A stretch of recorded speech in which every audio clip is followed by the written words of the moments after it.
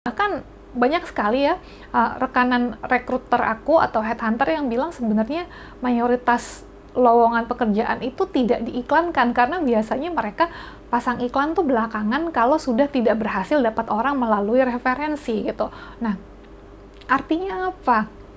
Artinya memang kita yang harus bisa menjadi pekerja yang pantas untuk direferensikan, ya. Itu yang akan menjadi investasi dari diri kita di hari ini untuk diri kita di masa yang akan datang.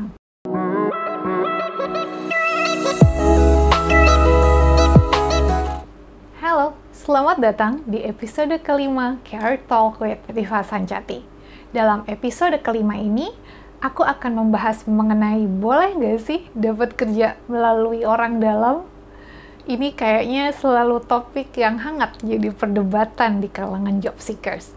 Temukan jawabannya dalam episode yang satu ini. Awalnya, aku baru tahu bahwa perdebatan mengenai orang dalam ini sesuatu yang cukup panas di kalangan job seekers itu dari LinkedIn. Karena tadinya aku benar-benar nggak melihat rekrutmen melalui referensi orang dalam gitu ya, itu sebagai sesuatu yang negatif. Aku sendiri pun mendapatkan pekerjaan pertama di Ernst & Young itu melalui referensi dari kampus, kemudian pekerjaan yang kedua itu aku dapatkan dari mantan klien aku. Terus ketika aku pindah dari Lazada ke Gojek juga, itu berdasarkan referensi dari mantan rekan kerja aku di Lazada. Dan ketika aku tahu it was a hot topic, aku langsung kaget loh, emang apa salahnya? Karena kan yang namanya referensi orang dalam itu hanya mengenai pintu masuknya gitu ya. Ketika kita CV-nya sudah diterima oleh rekruter, ya proses rekrutmennya tetap berjalan seperti biasa. Tetap ada CV review, dilihat apakah requirements-nya matching ya antara profil aku dengan apa yang mereka butuhkan. Kemudian ada interview juga, kalau ada tes tertulis aku juga ikut tes tertulisnya gitu. Jadi bukan berarti semerta-merta karena aku dapat referensi dari orang dalam maka aku langsung bisa masuk begitu aja. Kalau aku nggak lolos tes masuknya, aku nggak lolos interviewnya, kalau aku nggak punya skills yang dibutuhkan untuk roles itu juga ya aku nggak akan diterima di situ gitu. Jadi perlu dipahami bahwa yang namanya referensi orang dalam tidak selalu sama dengan nepotisme. Nepotisme itu adalah kalau kita bisa mendapatkan suatu pekerjaan yang sebetulnya tidak berhak kita dapatkan, ya, karena tidak memiliki kompetensi di bidang itu, tapi tetap bisa kita dapatkan hanya karena faktor koneksi orang dalam, itu baru nepotisme. Nah, pertanyaan selanjutnya, kenapa sih referral program, ya, atau masukin orang baru melalui referensi orang dalam itu kok makin lama malah makin populer? Kenapa banyak recruiter atau user atau hiring manager yang lebih menyukai pendekatan itu? Pasti ada alasannya dong. Ada dua alasan. Yang pertama, karena mekanisme ini dianggap lebih efektif dan efisien ya untuk mendapatkan kandidat yang sesuai dengan requirements. Kemudian yang kedua, karena user itu merasa mendapatkan jaminan atas kandidat yang direferensikan oleh orang dalam ini. Contohnya gini, kalau misalkan aku merekomendasikan teman aku untuk suatu posisi yang kosong di perusahaan tempat aku bekerja, maka aku nggak akan sembarangan pilih orang dong, karena ada reputasi aku juga nih yang dipertaruhkan. Reputasi aku sebagai pemberi referensi. Aku juga nggak akan mau nih masukin teman aku yang nggak punya keterampilan yang dibutuhkan oleh perusahaan. Jadi aku akan lebih pilih-pilih. Dan karena aku juga sudah bekerja di perusahaan itu terlebih dahulu, aku udah paham profil kandidat yang seperti apa sih yang dibutuhkan oleh perusahaan. Nah, itulah jaminan dan pengetahuan seperti itulah yang tidak ditawarkan oleh metode rekrutmen konvensional. Itulah sebabnya bahkan headhunter sekalipun ya masih melakukan yang namanya referral program. Masih minta referensi dari orang-orang yang mereka kenal.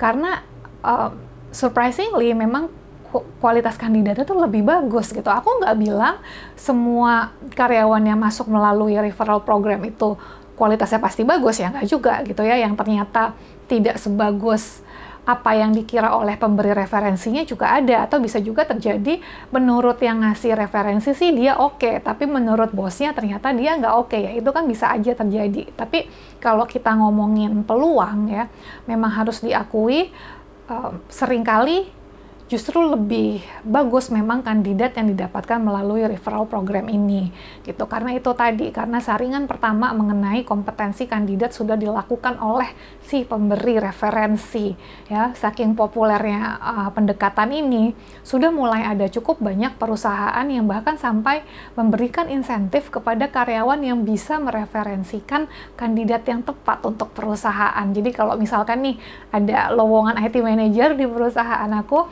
kalau aku bisa masukin orang sebagai IT manager di situ, aku malah bisa dapat uang dari perusahaan aku gitu. Itu segitu temptingnya ya pendekatan ini di mata tim rekrutmen perusahaan. Jadi kalau aku melihatnya, kita sebagai job seekers itu kan nggak bisa ya memaksa perusahaan, kalian tuh nggak boleh loh bikin referral program lagi, kita tuh nggak punya hak untuk melakukan itu, kita nggak punya akses untuk melakukan itu. Sehingga satu-satunya cara yang bisa kita lakukan adalah menyesuaikan diri. Kalau memang referral program ini lebih disukai oleh begitu banyak perusahaan di luar sana, ya bahkan banyak sekali ya rekanan rekruter aku atau headhunter yang bilang sebenarnya mayoritas lowongan pekerjaan itu tidak diiklankan, karena biasanya mereka pasang iklan tuh belakangan kalau sudah tidak berhasil dapat orang melalui referensi gitu. Nah, artinya apa?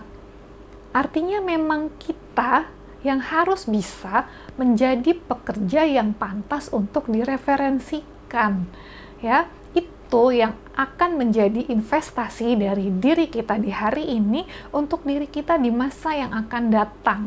Dan referensi ini nggak selalu ngomongin mengenai karir sebagai karyawan, nggak juga. Karena nanti kita sebagai pengusaha pun yang namanya referensi, yang namanya networking, itu akan sangat membantu kita dalam membangun perusahaan. Ya, jadi itu udah bagian dari human nature ya, memberikan referensi ketika kita merasa terkesan dengan performa seseorang.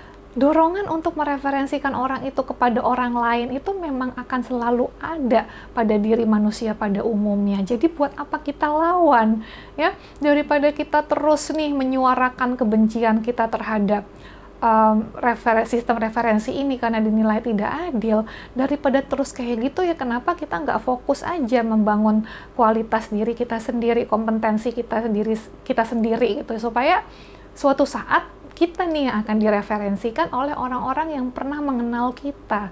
Gimana caranya? Bukan berarti kita harus berusaha menyenangkan semua orang, of course not, because it's impossible, ya nggak mungkin kita bisa menyenangkan semua orang, tapi setidaknya kita harus bisa menjadi pekerja yang bermanfaat untuk orang lain, ya, pekerja yang punya kontribusi besar, pekerja yang punya pengetahuan yang mendalam mengenai bidang usaha dan industri yang digeluti. Itulah pekerja yang paling sering mendapatkan referensi dari orang lain.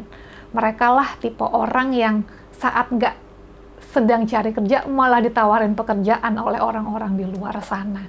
Ya, dan sayangnya memang orang seperti itu tidak terlalu banyak. Kalau aku menggunakan populasi orang-orang yang aku kenal dan aku ambil sebagai sampel, ya orang-orang yang seperti itu paling cuma sekitar 5% aja. Ya karena memang banyak juga kan orang yang cuma semangat kerja di hari pertamanya aja, terus besoknya udah mulai males-malesan, besok-besoknya kerjanya ala kadarnya aja gitu. Sedangkan ada 5% orang yang walaupun pekerjaan sedang bikin dia stres, walaupun dia udah mulai burn out gitu, tapi dia tuh tetap nggak capek untuk memberikan kontribusi yang terbaik ya, untuk memberikan best effortnya mereka ya. Orang-orang seperti inilah yang biasanya akan lebih mudah mendapatkan pekerjaan melalui referensi. Nah, jadi kalau teman-teman sekarang nih udah terlanjur udah terlanjur nih kemarin screwed up, udah nggak ada lah orang yang mau referensiin gue, ya udah. Apa yang sudah terjadi ya sudah, biarkan saja berlalu, tapi fokuslah ya ke masa depan kita. Saat nanti sudah berhasil mendapatkan pekerjaan, ingat pesan aku yang tadi. Jadilah bermanfaat untuk tim, jadilah bermanfaat untuk perusahaan. Ya, selalu lakukan yang terbaik apapun keadaannya. Ya, untuk apa? Untuk menolong rezeki kita di masa yang akan datang. Lalu, bagaimana dengan fresh graduate? Kalau fresh graduate kan belum punya networking. Kata siapa? Kalian kan punya dosen, kalian kan punya kakak kelas yang sudah lebih dahulu menginjakan kaki di dunia kerja. Kenapa nggak kontak mereka? Banyak kok fresh graduates yang mendapatkan first jobnya dari dosen atau dari kakak kelas mereka. Ya, so you have the networks ya. Cuma tinggal bagaimana cara kalian memelihara dan mengembangkan networks itu. Demikian episode kelima Career Talk with Rifa Sancati. Kalau kamu masih ingin mengetahui lebih banyak mengenai dunia karir, kamu bisa baca buku aku yang judulnya The Little Handbook for Big Career. Bukunya bisa kamu dapatkan di Tokopedia, Shopee, dan Google Playbook. Finally, thank you for watching. Jangan lupa like dan jangan lupa subscribe. Bye-bye.